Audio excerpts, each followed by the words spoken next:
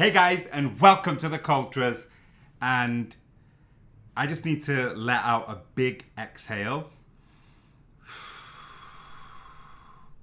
because everything's moving so quickly right now. I'm recording this on Tuesday and October the 6th, I believe. And I'm not even going to talk about the transfer window in this one. So my last video, the Cultras last video, was all about the blue half of Manchester and Merseyside. And I actually fully thought that they were going to be the story of the weekend. Probably not even as much Man City, but certainly Everton. I thought, this is the story. I'm going to shoot a video. And then Sunday happened. So firstly, on Sunday, Liverpool and Manchester United, the two biggest brands definitely in England, maybe in the world, but also the most successful teams of all time coming from England, they decided to ship in 13 goals. Absolutely unheard of. I think anybody who's been watching the game long enough, even despite all this COVID craziness, never thought we'd see the day where Man United and Liverpool let in 13 goals. So are they the story of the weekend? Absolutely not. What's crazy to me is I'm watching so much content. Aston Villa are the story of the weekend. For God's sake, all I keep hearing is the champions have never lost. The champions have never lost this heavily. It's not that the champions lost 7-2. It's that Aston Villa beat the champions 7-2. And they were absolutely awesome. Where do you even start with that performance from Aston Villa? A tip of the hat to anybody who supports the team, is involved with the team. This was the moment. And, you know, it's not so long ago that Aston Villa were actually knocking on the front door of the top four. So, you know, in the team with James Milner, Ashley Young, Stuart Downing, so a team built on English talent. They actually were flying high under Martin O'Neill. And then obviously one by one, these guys got stripped from the team. There was a huge fallout with Randy Lerner on the ambition of Aston Villa. And here we are. We find ourselves, I think I would say like 8 or 9 years after this little period. And Aston Villa have actually got a chance of being a really, really good team. And the reason why isn't just because they beat Liverpool 7-2. Although again, Aston Villa beat Liverpool 7-2. The big thing is, they've got some really, really, really good players. And for some reason, this whole narrative seems to be about Adrian in goal in Liverpool, which I'll get onto. It seems to be about Liverpool's high line.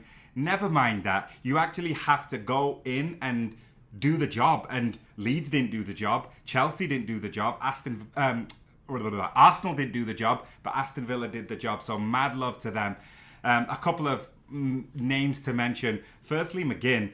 I actually made the mistake of saying this guy looks like he's carrying weight. Well, if that's McGinn carrying weight, then I would love to see him lean. No, that's my bad. 100% he was on it.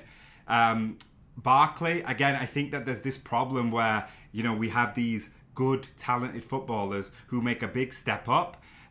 They don't necessarily achieve those heights at that team, and for some reason they're written off. Ross Barkley in an Aston Villa shirt can be a very, very good player, and it pains me to say that as a Liverpool fan, that this ex-Everton guy who basically ran riot on Sunday has the opportunity to become something really, really cool, but I really think he does.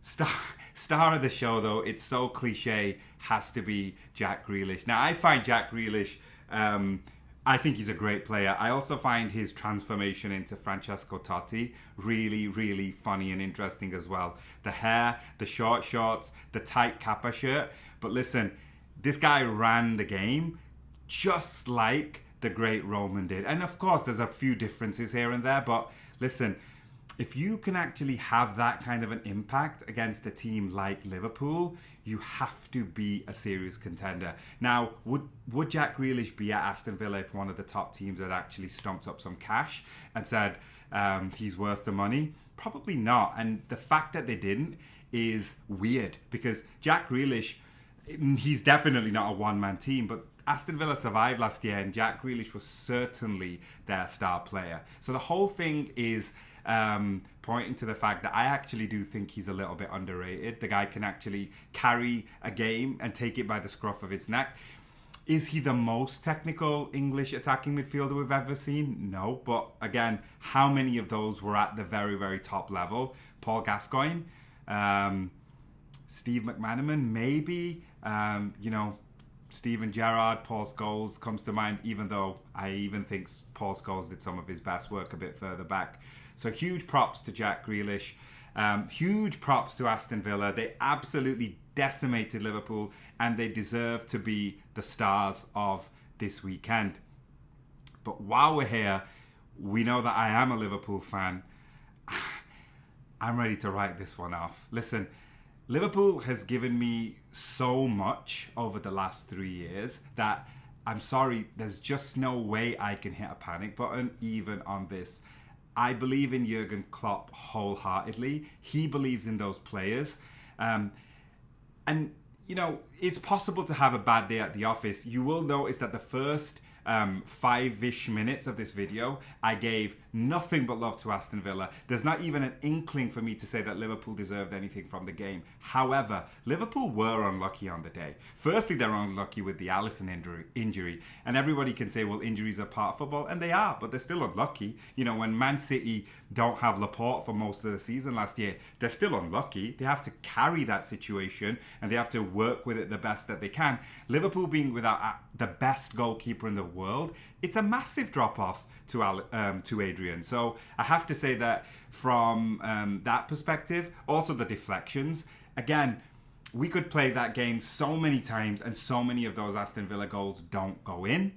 And it's a totally different game. Also, let's just call something out. Mo Salah not getting those penalties is something that I am going to want to touch base on in a few other episodes, because it's just a joke at this point. At 1-1, Mo Salah is brought down for a blatant penalty and we don't get it. Does that mean Liverpool deserve to win the game? Absolutely not. However, is that a major talking point? Of course it is.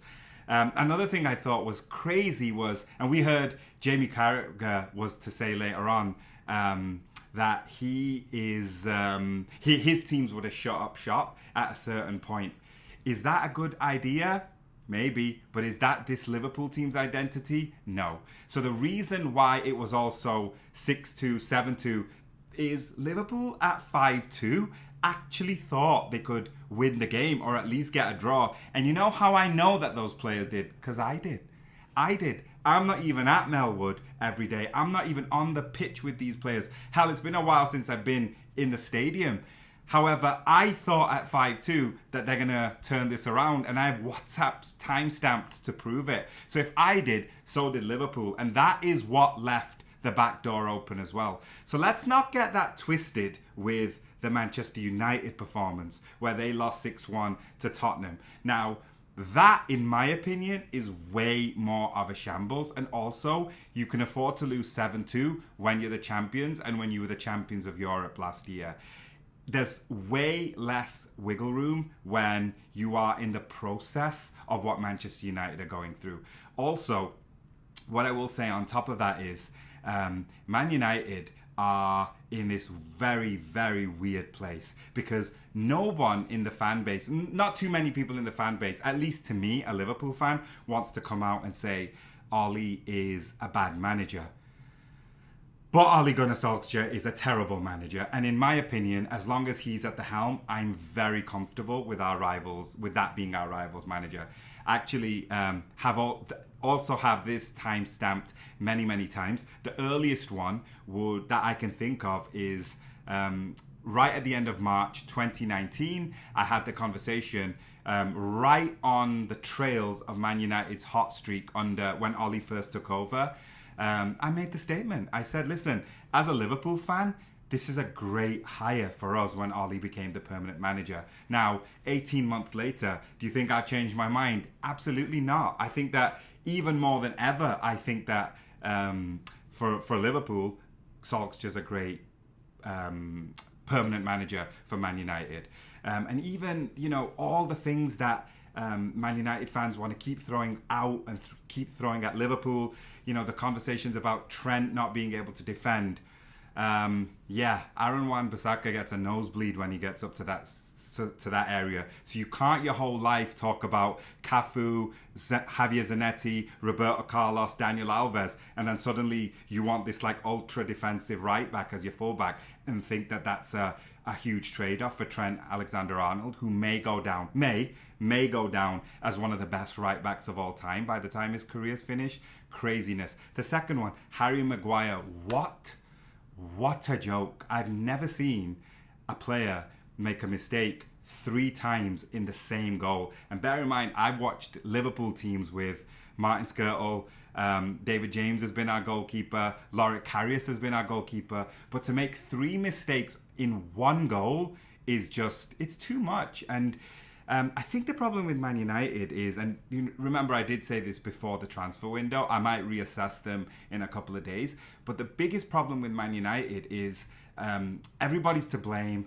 Everybody's too, like some people are blaming the board, some people are blaming Solskjaer, some people are blaming the players.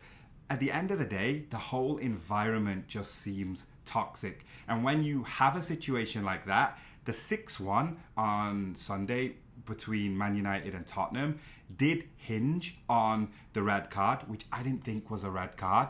But at the same time, does it look like or compared to Liverpool 7-2? No, it doesn't.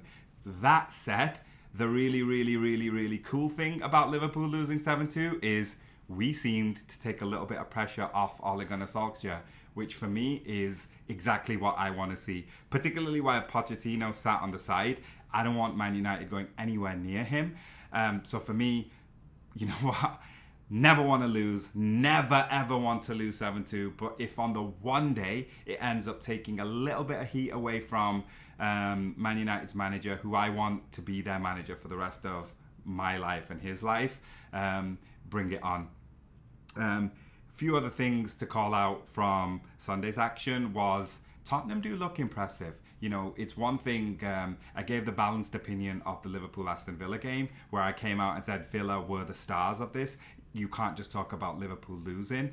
And the same way where, as well as I don't think that this was all, that the Manchester United performance was like quite like the Liverpool performance, I have to give a lot of props to Tottenham as well. This is all without Gareth Bale. So there's the inkling of a good few teams in the Premier League that are going to cause some real damage. And Tottenham are right up there. I know after the break, Gareth Bale's back. So I think you got to watch out for them as well. Do I think that they're going to do some damage towards the top of the league? No, I still stick with the fact that Liverpool and Man City will be 1 and 2. If any one of those two is going to change, it's going to be Man City.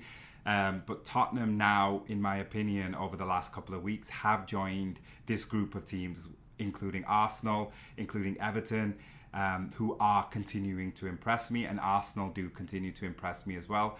But otherwise, yeah, that's a little take of one of the single weirdest days I can ever remember in Premier League history. For now, thank you for listening. Please share with your friends and loved ones. If you've got any thoughts or opinions, please give me a shout. I'm going to use the international break to maybe film some alternative content that's not just hinging on the games that happen. But in the meantime, thanks for your time. Peace.